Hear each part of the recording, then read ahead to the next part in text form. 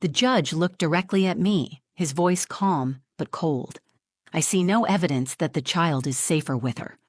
I couldn't speak. My hands were shaking. Every breath felt like it was catching in my throat. I glanced across the courtroom and saw Brandon, my ex-husband, sitting with that smug grin he always wears when he knows he's winning. Next to him, Cassidy, his new wife, leaned over and whispered something into his ear. He chuckled under his breath. She turned slightly and looked straight at me. I could read her lips. She lost. That was the moment it hit me. After months of preparing, documenting, praying for someone to believe me, I was about to lose custody of my daughter. Not because I was a bad mother, not because I didn't love her more than anything in the world, but because I didn't have the right kind of proof, the kind that fits neatly into court documents, the kind that doesn't come with a child's fear or a mother's gut instinct. Brandon had painted me as unstable, over-emotional, unfit. He told the court I worked nights and left our daughter unattended. He brought up my past struggle with anxiety, conveniently leaving out that it was during our marriage when I was dealing with his cheating, his control, his gaslighting. He told them Cassidy had been a stabilizing force, that she was great with kids, that their home was peaceful. Meanwhile, our daughter, Seren, sat quietly with the child advocate, legs swinging, hair tied in a neat braid I'd done that morning before we left, her little hands folded in her lap. She was being so good, so still, too still. The judge looked down at his papers. I could see him getting ready to speak. I knew that tone, that rhythm. He was preparing to deliver the ruling. My stomach twisted so hard it hurt. I reached for something, anything inside myself to stop what was coming, but nothing came out, not words, not strength. I had already said everything I could. Then, just as he opened his mouth to speak, a small voice cut through the room. "Mom," everyone turned. Serene had stood up from her seat. Her voice wasn't loud, but it carried. Her hand gripped something by her side, a pink tablet, one I hadn't seen her take that morning. She looked straight at me, then up at the judge. "Mom," she said again, her voice steady, "can I show him the video you didn't know I saved?" The room went still. I felt my heart stop. The judge blinked, clearly caught off guard. "What video?" Seren took a step forward and held the tablet out in both hands. "It's from Daddy's house." Brandon was out of his chair in an instant. "Your Honor, she's 7. She doesn't understand what—" The judge held up a hand, silencing him. His eyes never left Seren. "Bring it here." The bailiff stepped forward, gently took the tablet from her, and brought it to the judge's bench. Brandon was fuming, whispering angrily to Cassidy. She looked pale now, the blood drained from her face. I couldn't breathe. I didn't even know what was on that tablet. I hadn't seen her record anything. I hadn't told her to. I never wanted to put that kind of responsibility on her shoulders. But something in her had decided to act. On her own. Quietly, bravely. She looked back at me and smiled just a little. Not a happy smile. A brave one. The kind that says, "It's okay, Mom. I've got us." And just like that, everything started to shift. My name is Naomi Ellery, and for most of my life, I thought I was pretty good at hiding pain. I had to be. My childhood taught me how to smile when things were breaking behind my eyes. My marriage taught me how to stay quiet when I wanted to scream. And motherhood taught me how to keep going even when every part of me wanted to give up. But nothing prepared me for the day I realized I might lose my daughter. Not to tragedy, not to illness, but to the very man I had spent years trying to escape. Brandon and I had been together for nearly a decade. From the outside, we looked like a perfect couple. He was charming, well-spoken, clean-cut, the kind of man who could say all the right things in front of the right people. At home, behind closed doors, he was someone else entirely, controlling, dismissive, manipulative in ways I didn't understand until much later. When I got pregnant with Seren, things changed. For a while, it seemed like we might be okay. He brought me flowers. He read parenting books. He held my hand at doctor's appointments, but it didn't last. Once Seren was born and the attention wasn't on him anymore, the mask slipped. He didn't hit me, not in the way people think of abuse. But words can bruise, too. He tore into me piece by piece until I barely recognized the woman in the mirror. I stopped wearing makeup. I stopped calling friends. I stopped dreaming. It took me 3 years to find the strength to leave. I filed for divorce the night he screamed at Seren, so loudly she wet herself. She was 4. She apologized to him as she cried. That night, I packed what I could and drove to my mother's house with Seren asleep in the back seat. My mom, June, took us in. She's tough, a retired school teacher who believes in truth and consequences. She raised me on her own after my dad left. She's been through storms, so she recognized the weather in my eyes. She gave us her spare room and started making tea every night the way she used to when I was little. Just having her nearby made things feel possible again. I found work as a night shift nurse. It's exhausting, but it pays the bills. My schedule is upside down, and I live in a rented duplex that smells like mildew when it rains. But it's ours. Seren has a little bookshelf full of fairy tales and a nightlight shaped like the moon. I keep trying to build something stable, something she can feel safe in. But Brandon didn't let go. He filed for joint custody almost immediately, and because he had never been arrested, never left a bruise, the court saw no reason not to allow it. He got weekend visits. At first, Seren would come back quiet, withdrawn. She stopped drawing for a while. She started wetting the bed again. She wouldn't talk to me about what happened there, only that Cassidy, Brandon's new wife, didn't like when she cried. Cassidy came into the picture like a thunderclap. She was younger, pretty in an Instagram-filtered kind of way, and always dressed like she was headed to a business meeting. Brandon married her 6 months after our divorce was finalized. She moved into my old house and started playing the role of doting stepmother. She posted pictures of Seren smiling on Facebook and used captions like, "Our perfect little blended family." But Seren's eyes in those photos were never smiling. I started keeping notes. I took pictures of every bruise, every scratch, every time Seren said she fell down the stairs, but wouldn't meet my eyes. I recorded her nightmares when she'd wake up screaming and shaking. I brought it all to my lawyer, but he told me it was circumstantial. We needed hard evidence. And so I braced myself for court. I stayed up late preparing statements. I worked extra shifts to pay for a custody evaluator. I tried to believe the truth would be enough, that someone would see past Brandon's polished lies and understand what was really happening. But the closer the hearing came, the more doubt crept in. I'd seen how people believed him.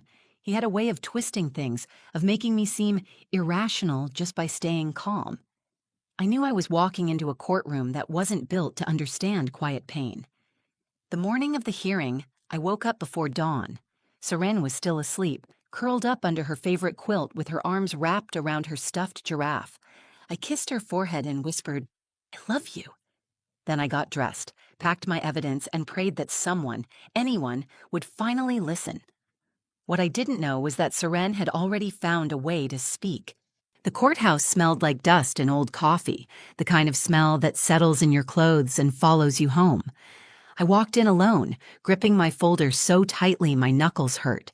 Inside were all the photos, the notes, the drawings Serene had made, everything I had gathered over the last year to show the court what she couldn't say out loud. Brandon was already seated with his attorney. His suit looked expensive. His smile came easy.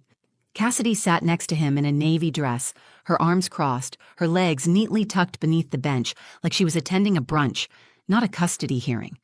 They looked like the picture of stability, and I hated how convincing it all was. The courtroom filled slowly. My mother sat in the back row, her hands folded, her face unreadable. The child advocate led Seren to the bench reserved for minors. She sat quietly, feet barely touching the floor. Her pink backpack rested on her lap. She didn't look scared. She looked small, smaller than I remembered her being just that morning. When the judge entered, everyone rose. He was tall, serious, and spoke with a voice that didn't invite questions. He introduced the case, reviewed the timeline, and opened the floor for each side. Brandon's attorney stood first. He began by praising Brandon's character, his stable employment, his marriage to Cassidy, and the positive environment of their home. He mentioned my anxiety. He brought up my night shifts, how Seren spent evenings with my mother, how I had changed addresses twice since the divorce. He called me inconsistent. I sat still as he picked apart my life with surgical precision. He didn't lie. He just told pieces of the truth that sounded uglier when stacked together. Then it was my turn. I stood up and gave everything I had. I told the judge about Seren's nightmares, about the bruises she couldn't explain, about the time she flinched when someone knocked on the front door. I explained how I had documented everything. I handed over drawings Seren had made, showing a stick figure girl behind bars crying. I submitted voice recordings of her whispering that Cassidy didn't like her, that Daddy yelled a lot, that she wanted to stay home with me. The judge listened, but I could tell it wasn't landing. His expression didn't change. When I finished, he asked if there was any physical evidence, any video, any witness. I looked down at my shoes. No, Your Honor. The courtroom went quiet. Brandon leaned back in his chair with that smug tilt of the chin I had come to hate. Cassidy leaned in and whispered something in his ear. He smiled. Then he stood and spoke for himself. He told the court that he wanted what was best for Seren, that he supported my role in her life, but that she needed structure. He said I was emotional, that I was struggling to keep up. He used the word unstable. He wrapped it in polite language, but it cut like a blade.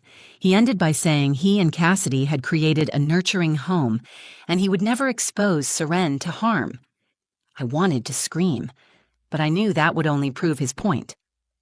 The judge asked to speak with Seren privately, then called for a short recess. I sat down hard, my legs shaky.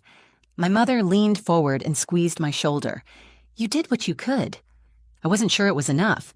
When we returned, the judge summarized what he had reviewed. He said that while he saw signs of concern, there was no concrete proof of abuse. He noted the conflicting testimonies, the lack of medical reports, the absence of objective evidence. Then he paused. I held my breath. My palms were slick with sweat. I see no evidence, he said, that the child is safer with her. I didn't hear anything after that. The words echoed and twisted until everything felt distant. My body sat still, but my heart was screaming. I looked at Seren. Her head was bowed. Her fingers clutched the straps of her backpack. Across the room, Brandon smirked. Cassidy whispered, "She lost." Something inside me broke. I thought that was the end, but it wasn't. Because then, Seren stood up. Serene stood up slowly, both hands gripping her backpack. Her voice was quiet, but in the silence that followed the judge's ruling, it was the only thing anyone could hear. "Mom," she said, her voice calm but clear. "Can I show him the video you didn't know I saved?" Everything in the room stopped. The judge raised his eyebrows. Brandon looked over, confused, then concerned. Cassidy turned sharply toward Seren. I sat frozen, heart pounding in my chest, unsure if I had heard her right. "What video?" the judge asked, his tone cautious but curious. Serene didn't answer right away. Instead, she unzipped her backpack and pulled out her pink tablet. It had a small crack along the edge and stickers of stars and bunnies covering the back. She hugged it close for a second, then stepped forward and held it out to the child advocate. The judge looked down from the bench. "Please bring that to me," he instructed. The child advocate glanced at me, then walked with Serene toward the bailiff, who gently took the tablet and brought it up to the bench. The judge adjusted his glasses and tapped the screen, scanning its contents. He pressed play. No one spoke. Brandon shifted in his seat, visibly nervous now. Cassidy sat rigid, eyes locked on the judge. I didn't move. My hands were clenched so tightly in my lap I could feel my fingernails digging into my palms. A few seconds passed. Then the judge looked up sharply. "Where and when was this recorded?" he asked. Serene's voice remained steady. "At Daddy's house last month. I used the camera app." The judge nodded and returned to the screen. He turned the volume up. We all heard it. Brandon's voice, loud and unmistakable, echoing from another room. He was yelling. Not frustrated, not annoyed, but full of rage. Accusations and insults flew in every direction. Then Cassidy's voice entered the frame. She was yelling too, sharper, more targeted, the sound of something slamming, a chair or a door. Serene's quiet sobs could be heard under it all. Then Cassidy's voice, cold and direct. "If you don't stop crying, I will give you something to cry about." Then the sound of a hand hitting something, a thud, a whimper, and Serene's voice muffled and scared. "Ow, please don't." I couldn't listen anymore. My throat was tight, my stomach churning. I turned away, but the damage had already been done. The courtroom, once filled with murmurs and whispered judgments, was silent. The judge took off his glasses. His face, up until now composed and detached, had changed. His jaw was tight. His voice, when he spoke, was different. This is extremely serious. Brandon stood up. Your Honor, that recording was taken without consent. It's manipulated. She probably— Sit down, Mr. Ellery. Brandon's mouth opened again, but the bailiff took a step forward. He sat. Cassidy looked pale now. Her arms were crossed so tightly they looked locked. She leaned toward Brandon, whispering furiously, but he wouldn't look at her. The judge spoke again. This video constitutes credible evidence of potential child endangerment and emotional abuse.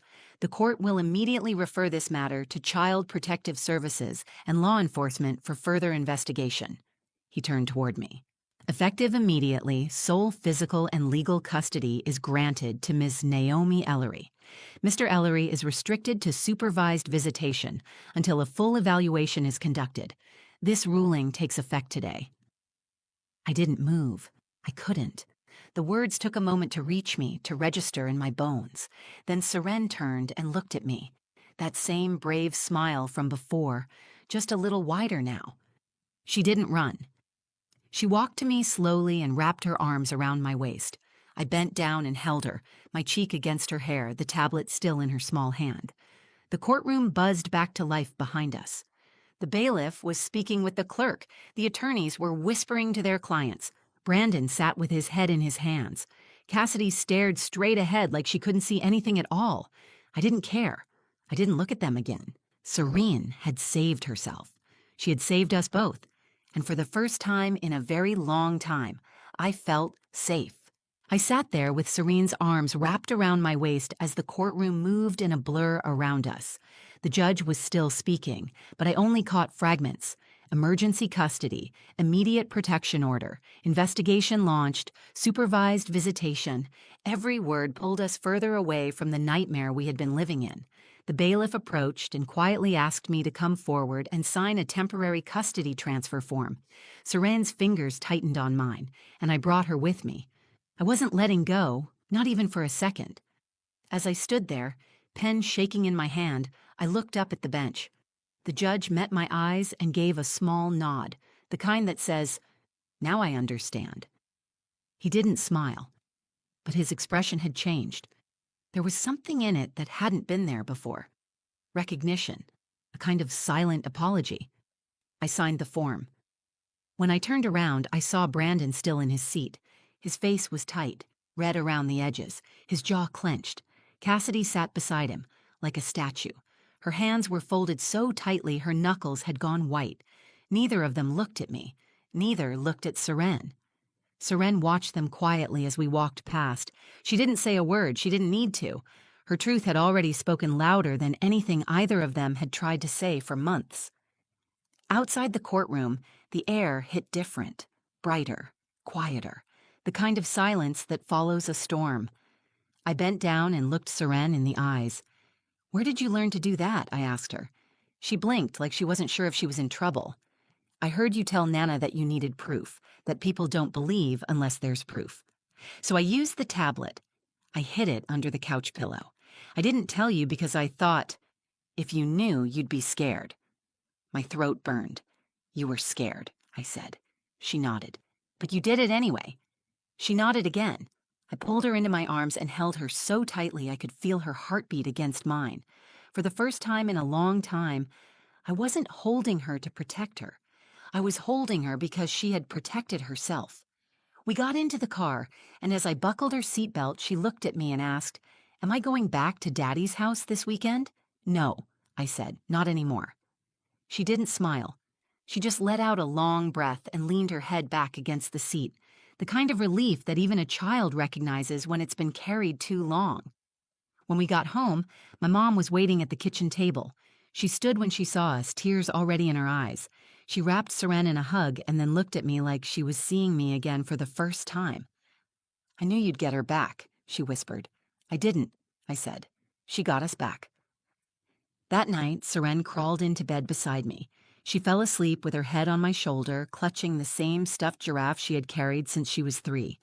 I watched her chest rise and fall, peaceful, safe. The next morning, I called my lawyer. We filed for a permanent custody modification. I submitted the video as evidence. The police opened an investigation. Cassidy was charged with child endangerment. Brandon was placed under a formal review by Child Services. His weekend visits were suspended, and a guardian ad litem was assigned to monitor all future interactions. I started hearing from people I hadn't expected. The court-appointed therapist offered additional support. A woman from a local shelter reached out and connected us with a counselor for children recovering from emotional trauma. My workplace adjusted my schedule so I could be home more during the day. The world didn't change overnight, but for the first time, it felt like it could. The following weekend, Seren and I went to the park. We walked by the lake, bought lemonades from a stand near the playground, and sat on the swings until the sun began to set. At one point, she looked up at me and asked, "Can we plant something? Like a flower or a tree?" I asked her why. Because everything feels new now, and when things feel new, you should plant something. So we did. The next day, we went to the garden center, picked out a small tree with pink blossoms, and planted it in the backyard. She named it the Restart Tree. Every time I look at it, I remember that courtroom, the silence after her voice, the sound of truth breaking through lies, and the moment I realized that sometimes, even at 7 years old, a child can change everything. It's been 5 months since the courtroom fell silent, and Seren stood with that tablet in her hands. 5 months since the judge reversed the decision and gave us back the life I was afraid we had lost forever. A lot has changed since then. Some of it happened quickly, like the investigation into Brandon and Cassidy. Others happened slowly, like the way Seren started sleeping through the night again. No more screaming from nightmares. No more waking up and asking if she had to go back. The court made the custody change permanent after a full review. Brandon's visitation rights are now limited and supervised, and only allowed in the presence of a licensed child advocate. Cassidy was charged with child endangerment and fined.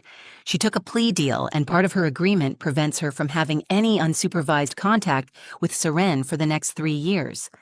Seren still asks questions. Sometimes she wants to talk about the day in court. Sometimes she just wants to know why adults lie. I never give her complicated answers. I tell her the truth in words she understands. Some people lie because they don't want the truth to change things. Some people hurt others because they're hurting inside. And sometimes people stay silent when they should speak up because they're scared. But the most important thing I remind her is that what she did that day was not just brave. It was right. She carries a quiet kind of strength now. Not loud, not proud, but steady. She's starting to laugh more. She paints on weekends. She made a friend at school named Mia, and they've become inseparable. They sit together at lunch. They draw unicorns and foxes and leave sticky notes on each other's desks that say things like, "You're magic and we're best forever." As for me, I've learned to breathe again. I used to live in fear, measuring every moment by how it might be used against me. I don't do that anymore. Still have hard days. I still carry the weight of everything we went through, but it's not the same kind of heavy. Now it feels like something earned, something we carried through and survived. My relationship with my mom grew stronger too. She never said, "I told you so." She just kept showing up. She helps me with Serene's homework when I'm tired. She cooks dinner twice a week. Sometimes we sit in the backyard and just watch Seren run through the grass, her arms stretched out like she's flying. That tree we planted is growing fast. Seren waters it every evening. She named it the Restart Tree, and the name stuck. It stands in the corner of our yard near the fence line, pink blossoms blooming stronger every week. It's become a symbol for us, a reminder that even after the ugliest winters, something good can take root. I've started journaling again. I write down the things I want Seren to know when she's older, not just about what happened in court, but about the kind of woman I hope she becomes. Brave, yes, but also kind. Strong, but not hardened. Smart enough to speak, but wise enough to listen. I tell her in writing what I tell her every night before bed. You are safe. You are loved. You are never alone. There are people who told me to stop fighting, that the courts rarely side with mothers without hard proof, that sometimes, even when you know something is wrong, the system won't see it until it's too late. I believed that for a while. I let that fear eat at me. But Seren didn't. Somehow, she found a way to tell the truth when I couldn't anymore. She reminded me that sometimes what saves us isn't the system or the law. Sometimes it's one moment of courage from someone we love. We're not broken. We're rebuilding. And the foundation this time is real. This story didn't end the way I thought it would. It ended better. Not because it was easy or fair, but because a little girl decided to speak when no one else would. That's what changed everything. If this story moved you, if it made you feel something, or reminded you of your own strength or someone else's, please take a second to like this video.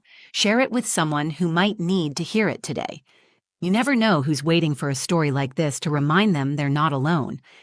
I'd love to hear your thoughts or experiences in the comments. Whether you're a mom, a survivor, a child of divorce, or someone who's found the courage to speak up, your voice matters here.